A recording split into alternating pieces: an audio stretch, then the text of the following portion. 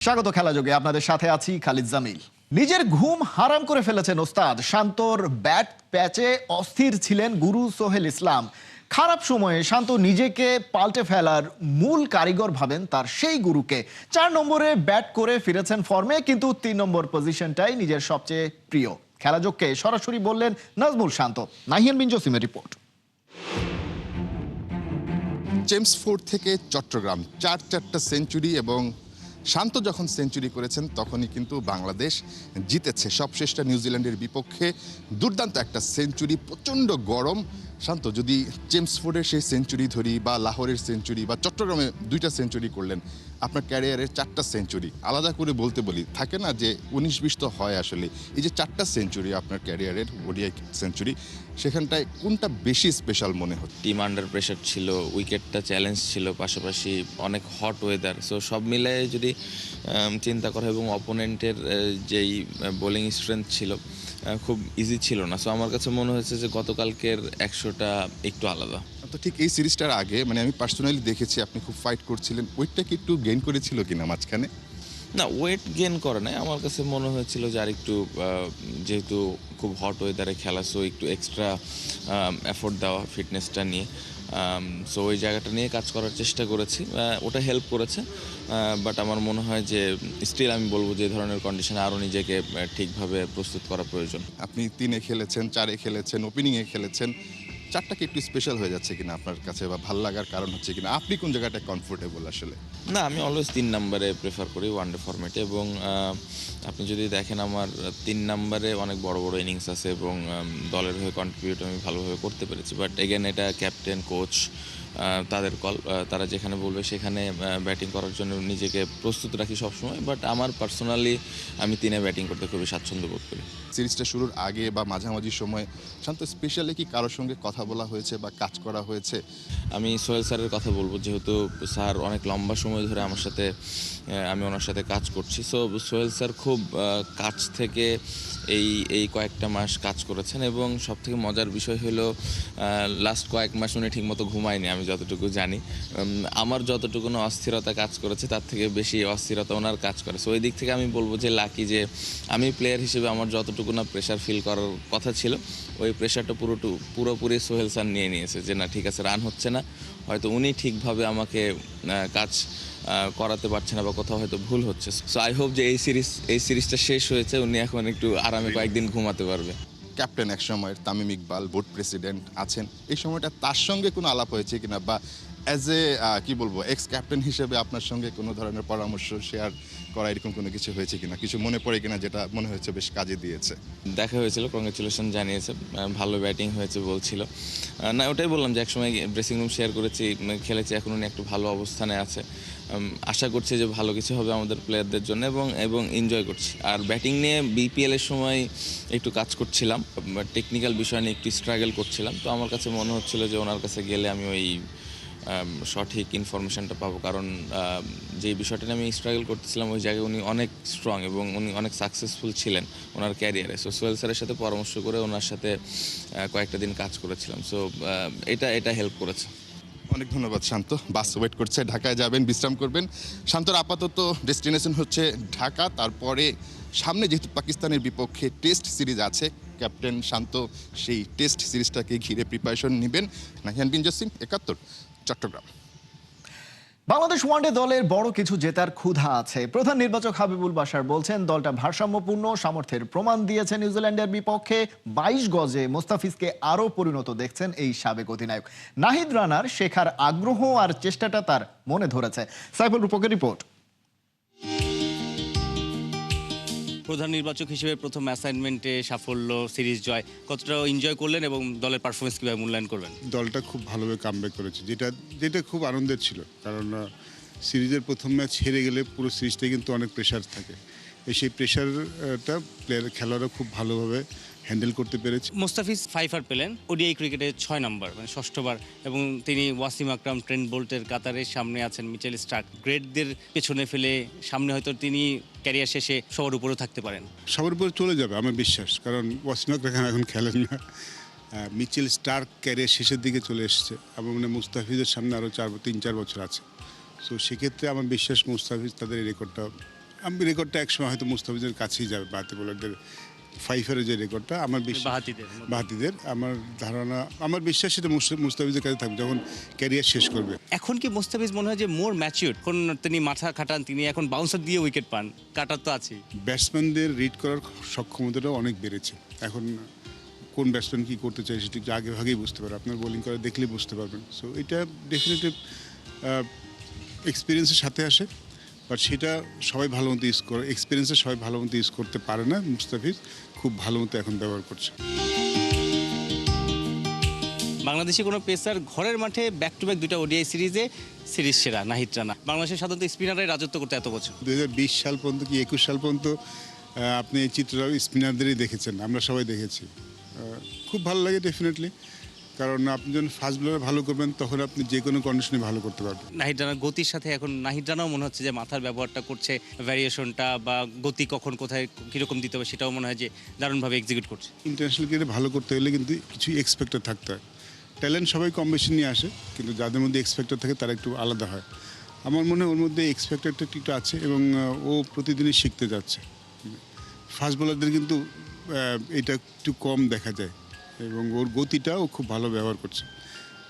ওর গতিতে কিন্তু বিশ্বে অনেক বোলার আছে এই গতিতে বল করে, কিন্তু দেখবেন যে তারা অনেক এক্সপেন্সিভ হয়, তাদের ওই লেন্থ লাইনটা বুঝতে একটু সময় লাগে। তারা এই গতি কিন্তু আবার অনেক সময় এক্সপেন্সিভ হতে পারে। নাহিদ রানা যদি একটা ম্যাচ হয় না তা না, বাট ও ঠিক এই মুহূর্তে খুব ভালোভাবে বুঝতে পারছে ওর লেনটা কোনটা, ব্যাটসম্যানদের কাকে কোথাও বল করতে হবে।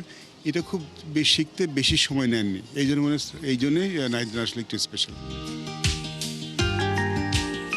নাজমুল শান্ত অনেকদিন ধরে 50 পাচ্ছিলেন না, 13 ইনিংস যদি ভুল না করে থাকে। তারপর মিরপুরের সেকেন্ড ওডিআইতে 50 পেলেন, চট্টগ্রামে গিয়ে সেঞ্চুরি। অনেক সময় 50 জন্য অনেক দিন অপেক্ষা করতে, তারপর কোনো একটা ভালো ইনিংস আসলে তারপর ব্যাক টু ব্যাক চলে আসে। না, he is a good player.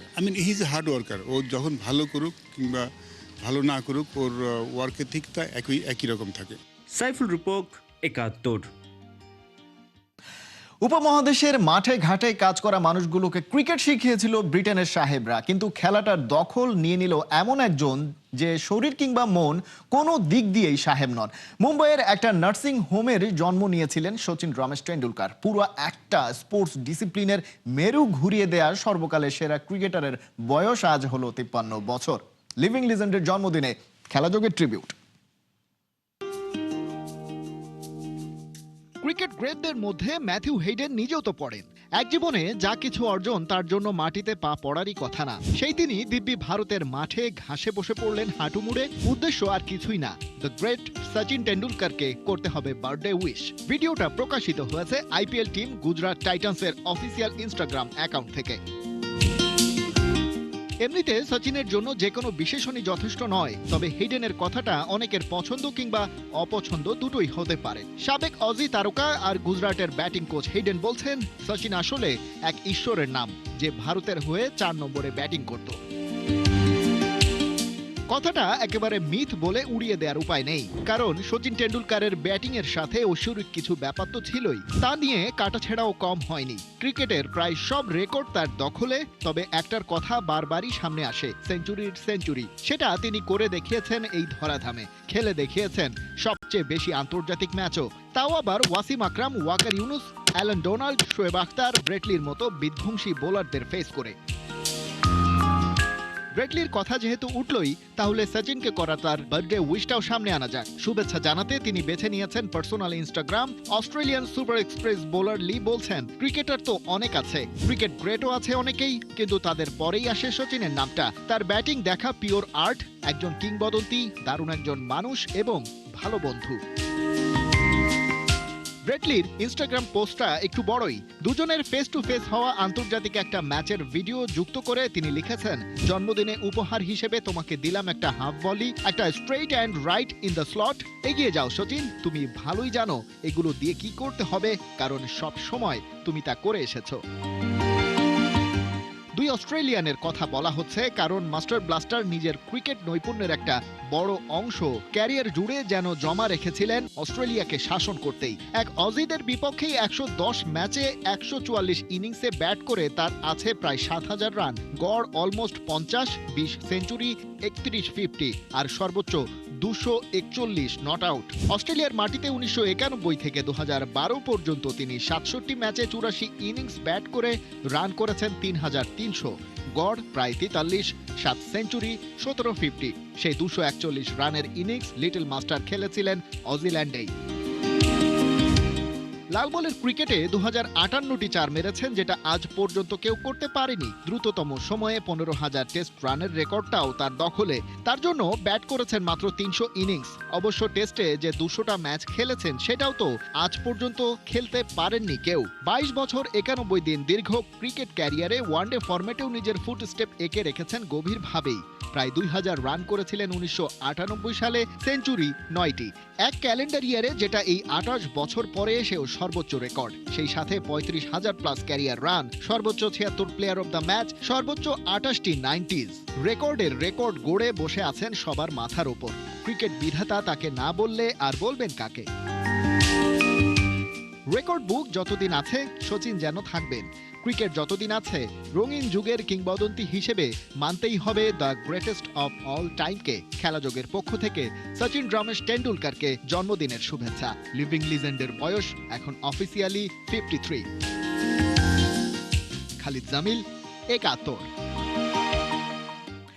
বাঁহাতি পেসারদের কদর দুনিয়া জুড়ে। মোস্তাফিজের পর বাংলাদেশ পেয়েছে আরও একজনকে। শরীফুল ইসলাম নতুন বলে সুইং এর সাথে পাকা করছেন লেন্থ বলেও। স্থির উন্নতি করছেন শরীফুল, এখন দলের অন্যতম সেরা তিনি। নিউজিল্যান্ডের বিপক্ষে 3 ওয়ানডেতে ইকোনমিক্যাল বোলিং করেছেন এই পেসার। ফিজের মতো হচ্ছে ডট স্পেশালিস্ট। আবু নাইম জানাচ্ছেন বাকিটা। ডট বল, এ তো আমার বাহাতকা খেল। শরীফুল চাইলে এমন একটা কথা বলতেই পারেন। নিউজিল্যান্ডের বিপক্ষে ফিজ আর নাহিদ রানার দাপটের সামনে থেকে গেছেন আড়ালে। তবে আওয়াজ ছাড়াই কিউই ব্যাটিং লাইন আপের 12টা বাজাতে তার ছিল বড় ভূমিকা। পুরো একটা সিরিজ কাটিয়ে দিলেন কিপটে বোলার হয়ে। ইকোনমিক্যাল ঠিক কতটা হওয়া যায় তার একটা উদাহরণও সেট করে গেলেন শরীফুল। বাংলাদেশের পেস ইউনিট এখন এতটাই সমৃদ্ধ যে আলোচনায় আসতে হলে টপ নচ কিছু করতেই হয়। নিউজিল্যান্ড সিরিজের প্রথম ম্যাচে টসের ঠিক আগে ডাক পেয়ে 10 ওভারই স্পেলটায় 27 রান দিয়ে নিয়েছিলেন 2 উইকেট। আর 10টা সাধারণ স্পেলের মতো এটাকে গ্লোরিফাই করার তেমন সুযোগ নাই। তবে হিসেবটা যখন হবে ডট বলের, তখন এই স্পেলটাই হবে সবচেয়ে আলাদা। কারণ এর আগে ওয়ানডেতে কখনো একটার বেশি মেইডেন ওভার করতে পারেননি শরীফুল। সবচেয়ে ভালো ইকোনমি রেটটাও ছিল এই স্পেলেই। দ্বিতীয় ম্যাচে শরীফুল ব্যাটারদের ভুগিয়েছেন আরও। 10 ওভারের স্পেলে এবারও ডট বলের চাপে ফেললেন। প্রথম ম্যাচের 39 ডট ছাপিয়ে দ্বিতীয় ম্যাচের সংখ্যাটা পার করলেন 40-এর ওপরে। 1 to 10 ওভার একই রিদমে বল করে গেছেন। বল পুরনো হলেও তাতে বেগ পেতে হয়নি ওকে। মাঝের ওভারগুলোতেও করেছেন দারুণ বোলিং। নিক কেলিকে সেঞ্চুরি বঞ্চিত করে ফেরানোটাও ছিল চোখে পড়ার মতো। 3 ম্যাচে 27 ওভার করে মোটের ওপর 18 ওভারের বেশি করেছেন ডট বল, যা এই সিরিজের সর্বোচ্চ। সবচেয়ে বেশি উইকেট হয়তো শরীফুল নিতে পারেননি, তবে ইকোনমির হিসেবে নাহিদ রানা সিরিজ সেরা হলেও ওকে পেছনে ফেলেছেন বড় ব্যবধানে। মাঝে লম্বা একটা সময় উইকেট তোলায় বাকিদের চেয়ে পিছিয়ে ছিলেন। ক্যাপ্টেন পূরণ করতেন না তার বোলিংয়ের কোটাটাও, কিন্তু সেই হিসেবটা এখন আর চলে না। অঙ্কের হিসেবেই বলছেন এই পেসার হয়ে উঠছেন আগের চেয়েও ইম্প্যাক্টফুল। নিয়মিত দলের জয়ে অবদান রাখছেন, বদলে ফেলছেন সব পরিসংখ্যান। বলতে হয় বাংলাদেশ পেয়েছে একজন বামহাতি যে পটু, ইকোনমি ধরে রেখে উইকেট তোলায়। আবু নাইম, একাত্তর। একের পর এক চমক দেখাচ্ছেন বিএফএফ ভাইস প্রেসিডেন্ট ফাহাদ করিম। এক দিনে এক জোড়া অরিজিন প্লেয়ারের নাম ঘোষণা করে তাক লাগিয়ে দিয়েছেন মিস্টার করিম। অ্যাডাম আব্বাস আর জিদান ইউসুফ আসছেন অনূর্ধ্ব 20 এশিয়ান কাপ কোয়ালিফিকেশন রাউন্ডে খেলতে। জিদানের পাসপোর্টও হয়ে গেছে, আর অ্যাডামের ডকুমেন্টেশনের কাজ চলছে জোরে সোরে। কিভাবে এত দ্রুত দুজনকে রাজি করালেন ফাহাদ করিমের সেই গল্প শুনেছেন সহকর্মী শেখ আশিক। আমার সঙ্গে আছেন একজন ম্যাজিক্যাল পারসন, ফাহাদ করিম। একের পর এক ম্যাজিক দেখিয়েই যাচ্ছেন। হঠাৎ করে ফেসবুকে ঢুকে আপনার আরও একটা ভিডিও এবং আরও একবার বুম, একসাথে দুইটা নাম, অ্যাডাম আব্বাস এবং জিদান ইউসুফ। আমার এখনো মনে আছে ক্লিয়ার, আপনি আমাকে বলেছিলেন যে অ্যাডাম আব্বাসের সিভি বিএফএফ এ পাঠানো হয়েছে, আপনি জানেন কিনা। তো আমি আপনাকে তখন বলেছিলাম যে আমি আসলে জানি না, বাট যদি সিভি নাও দিয়ে থাকে ডেফিনেটলি আমরা খোঁজ নেব। এবং তখন থেকে কিন্তু আমি কাজ শুরু করি অ্যাডাম আব্বাসের। আমাদের ইব্রাহিম নওয়াজ, যে আমাদের জুনিয়র প্লেয়ার, তার বাবা সরফরাজ ভাই, সারফরাজ ভাই আমাকে কানেক্ট করে দেয়, কারণ আমি ওনাকে বলেছিলাম, মানে অ্যাডাম সহ আরও বেশ কিছু প্লেয়ারের কথা বলেছিলাম। তার ভিডিও এবং তার বায়ো সব কিছু আমি যেটা সবসময় করি, আমি আমাদের টেকনিক্যাল টিমকে দিই, এবং দে ওয়ার ভেরি ইমপ্রেস। ওরা বলেছে না ভাইয়া, একে আমরা আমাদের ক্যাম্পে ডাকতে চাই। তো তখন আমি ওনাকে জানাই যে আমাদের নেক্সট অ্যাভেলেবল ক্যাম্প হবে AFC Under-20 আগে ইনশাল্লাহ, যেটা আমরা আশা করছি হয়তো জুলাইয়ের শেষ অবধি আমরা শুরু করবো ইনশাল্লাহ। কোন সময়টাতে আসলে তাকে বাংলাদেশে আনতে চাচ্ছেন? আমরা আমাদের ক্যাম্প শুরু করার কথা অ্যাকর্ডিং টু আমাদের ডেভেলপমেন্ট কমিটির চেয়ারম্যান জাইদি ভাই, আপনার July last weekend. That is the time, because ওনারা মিনিমাম 4 to maximum 6 weeks একটা ক্যাম্প করতে চায় ইউথ টিমের জন্য। Zidan Yusuf is a tall defender player, so which is very good, very well build according to ওনার বায়ো এবং ওনার যে ভিডিও। আমাদের টেকনিক্যাল টিম সাথে সাথে বলেছে না, ওনাকে ডাকা হোক। এবং জিদানের কানেকশনটা আসলে সামিদ কাশিম করেছে, আমাদের Under-20 manager. He did everything, উনি অলরেডি সব করে ফেলেছেন, মানে ইটস অল কি মানে পাসপোর্ট হয়ে গেছে তার? পাসপোর্ট হয় এখন ওনার হাতে এসে গিয়েছে, কিংবা এনি টাইম চলে আসবে, অলরেডি জমা দিয়ে দিয়েছে। জিদান ইউসুফকে নিয়ে কোনো আলোচনা শুধুমাত্র ফ্যানদের মধ্যে ছিল, ফ্যান গ্রুপে ছিল? আপনারা আসলে জিদান ইউসুফকে নিয়ে কবে কাজ শুরু করেছেন? সামিদ আসলে he got in touch with Zidane মাস দেড়েক আগে, আবার 2 মান্থসের ভিতরে। সো প্রথমে যখন উনি রিচ আউট করে, ও প্রথমে আমাকে জিজ্ঞেস করে যে ফাদ ভাই, I got a player like this, ওনার এই প্রোফাইল, কী করবো আমি, আমাকে আইডিয়া দেন। তো আমি বললাম যে ফার্স্ট থিং ইউ ডু, ওনার CV অ্যান্ড ভিডিও নিয়ে টেকনিক্যাল টিমে দাও। তো ওর সাথে যেটা দেয়, টেকনিক্যাল টিম থেকে ভেরি গুড রিভিউ আসে। জিদান এবং অ্যাডাম আব্বাস দুইজনকে আমরা একই টাইমে Under-20 ক্যাম্পে পাচ্ছি ইনশাল্লাহ ইনশাল্লাহ ইনশাল্লাহ। AFC যে কোয়ালিফায়ার্স হবে সেজন্য আমরা এই দুজনকে পাবো ইনশাল্লাহ। আমরা তো অনেকজনকে নিয়ে কাজ করছি, দোয়া করেন আমরা যেন আশা করি যত দ্রুত আপনাদের খবর দিতে পারবো, তত better news for Bangladesh football. So let's hope ইনশাল্লাহ। ফাহাদ ভাই, কথা বলছিলাম ভাইস প্রেসিডেন্ট ফাহাদ করিমের সাথে, যিনি আসলে একের পর এক চমক দিয়ে যাচ্ছেন, এবং নিশ্চয়ই পরবর্তীতে তার কাছ থেকে আমরা আরও অনেক চমক দেখতে পাবো। Sheikh Ashik, 71, Dhaka. Asian Games hockey বাছাই পর্বে ইতিহাস গড়ল বাংলাদেশ নারী দল। আন্তর্জাতিক অঙ্গনে নিজেদের দ্বিতীয় ম্যাচেই প্রথম জয়ের দেখা পেল লাল সবুজরা। উজবেকিস্তানকে 3-2 গোলে হারিয়ে আত্মবিশ্বাসী অর্পিতারা এখন গ্রুপের শীর্ষে। ইন্দোনেশিয়ার জাকার্তায় ম্যাচের শুরুতেই সারিকা সাফার পেনাল্টিতে এগিয়ে যায় বাংলাদেশ, তবে তার ঠিক পরের মিনিটেই সমতায় ফেরে উজবেকিস্তান। দ্বিতীয় কোয়ার্টারে কনা আক্তারের গোলে আবারও লিড নেয় বাংলাদেশ। তৃতীয় কোয়ার্টারে আইরিন আক্তারের পেনাল্টিতে গোল ব্যবধান বাড়ায় হাসান রিয়াজুলের শিষ্যরা। শেষ কোয়ার্টারে উজবেকিস্তানের একটি গোল শোধ করলেও বাংলাদেশের রক্ষণ ভাগ ছিল দৃঢ়। 2 ম্যাচে 1 জয় ও 1 ড্রয়ে 4 পয়েন্ট নিয়ে গ্রুপ এর শীর্ষে বাংলাদেশ।